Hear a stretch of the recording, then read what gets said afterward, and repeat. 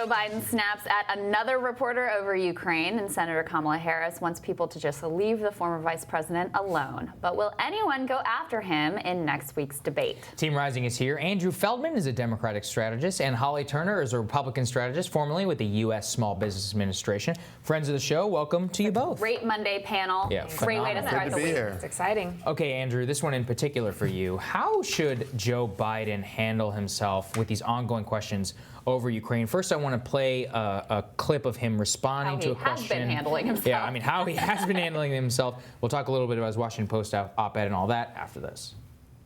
How is your role as vice president in charge of policy in Ukraine, in your son's job in Ukraine? How is that not a conflict of interest? It's not a conflict of interest. There's been no indication of any conflict of interest from Ukraine or anywhere else. Period. I'm not going to respond to that. Let's focus on the problem. Focus on this man, what he's doing, that no president has ever done. No president.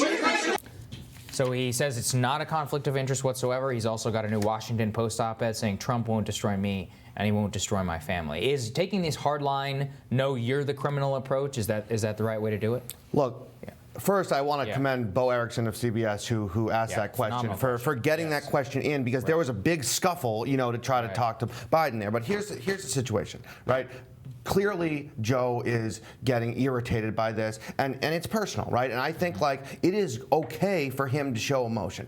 And I think it's important because when he first addressed this in Las Vegas earlier in the week, he was looking down at his notes. He didn't look personable, right? So the problem here for me is that he's coming off very angry. And I think when anger is put into this, it looks like, oh, is he leaving something out there? Why is he getting so mad, right? I think this is absolutely ridiculous that the president is baiting Joe Biden into this conversation, but that's exactly what he wants to do. So Joe Biden can't look like he's taking the bait, and it recently has looked like he's doing that. I think he needs to be calm. He needs to be passionate, and I think that the Washington Post op-ed is trying to do this, but so far on the stump, he hasn't articulated it as well as he could. Honestly, that op-ed, it didn't get all that much attention. I think partly because it was sort of, it didn't really break any new ground. I mean, my view, Holly,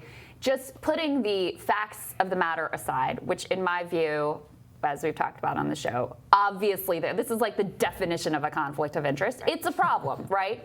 But I think as a politician and as a strategic matter, you either had to, at the very beginning, come out and say, you know what, this was the wrong approach. I should just fall on the sword immediately, and then that takes the energy out of it. Or you cannot give any ground, which is the approach that he's clearly decided to take. And the question is, as long as all the other Democrats are sort of backing him up on that, it's probably the best possible strategy at this point. But the moment there start to be cracks in the armor, it's a real problem. Yeah, and I think we can already see that. And you're totally right. Like at the beginning, and we've said this about a lot of his positions and past things that he's done and things that he's said, especially on race. Like the best thing you can do is come forward and just be very genuine and say, you know what, hindsight, that was not the best thing, and if I could do it over again, I would do something differently. He won't ever do that. It's too late to do that now. It's too late. But now coming forward, it's that line of being overly defensive to where it makes people think there might be something there, and just saying, this is ridiculous, let's move on. I mean, the president has been through this many times with people calling for his tax returns and things like that, and he's just kind of been like, whatever, I'm not doing that, and it just kind of has gone away from the voters. He's been feisty. The president's been feisty on Mueller, and honestly, that's kind of what's sunk He does it in a different way, though. It's different. There's a and that's the problem with Biden. I think Biden is not going to give on this, and I don't think he should.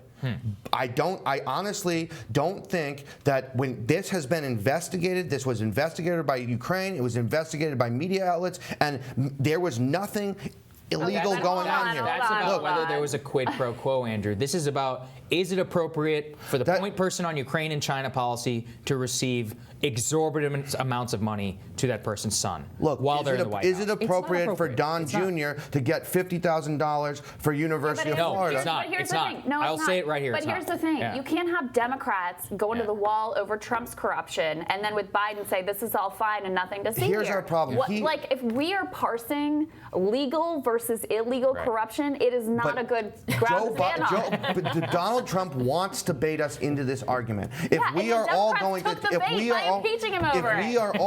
to get into this right now, in terms of all going to get in and jump on Joe Biden, we are muddying the waters, and Donald Trump's going to walk to re-election. Andrew, who decided that this was the thing to impeach him over? Nancy The Pelosi. Democrats. This is the dumbest possible thing they could have done. Look at more and more is coming out about Holly, let's this get you in Ukraine quickly. situation. Yeah, I just think I predict that Biden is going to get the same treatment that Al Franken did. Yeah. I think in the end, the Democrats are going to throw him under the bus to prove their own point. Well, that's an interesting point, though, because we also have sound from, we also have a clip of Kamala Harris saying that everybody needs to leave Joe Biden alone. Let's take a listen. I leave Joe Biden alone. That's exactly what Donald Trump wants. The focus needs to be on him and his conduct, and all of the members of his cabinet who are aware or facilitated that should come before Congress to testify under oath. Well, very much the same point that you're making there, Andrew. The real question also, though, is that Bernie Sanders is out with a new money in politics plan. We're going to dissect the details of that later. However, do you think he'll actually go after Joe Biden on this? I mean, Elizabeth Warren, she did not rise to the occasion, despite the fact she has a $10 million ad buy on corruption. Will Bernie, as somebody who's really taking a maximalist approach to keeping money out of politics and anti-corruption, do you think he will stand up and go after her? I don't think anyone is going to go after Joe Biden over Hunter Biden. No. I just don't think. I don't think it's smart, and I don't think you're going to see it. I think yes, you will see Bernie and Elizabeth and other people go after other contributions. You'll go after the fossil fuel situation with Biden having a fundraiser with a fossil fuel executive or fossil fuel billionaire. But I don't think this Hunter Biden issue is going to be debated on the debate stage. It's not. But it should be, though. That's what I think. But they don't have to. Yeah. The president's going to do it all. He's doing all of their dirty work for them. Here's the problem with not saying anything, and this is the issue for Democrats. Is I have a lot of progressive friends who are basically cheering the fact that this is really taking Biden down a peg. Right, of course. But the problem is it tars everyone. When Warren gets asked about corruption and she doesn't have an answer, it looks bad for her. When Kamala Harris says leave him alone, it looks bad for her. And if Sanders, who, like Sagar said, has taken a maximalist approach on anti-corruption, on getting money out of politics, if he says there's nothing to see here with making $50K on the Burisma board while your dad is... And for the record, Andrew Yang is the only one who has said no, it shouldn't be allowed, and domestically it also shouldn't be allowed. But Bernie's setting the table, right? Like he is. I think this, talking about getting money, corporate money out of politics, he's setting the table for it. And also Kamala, I mean...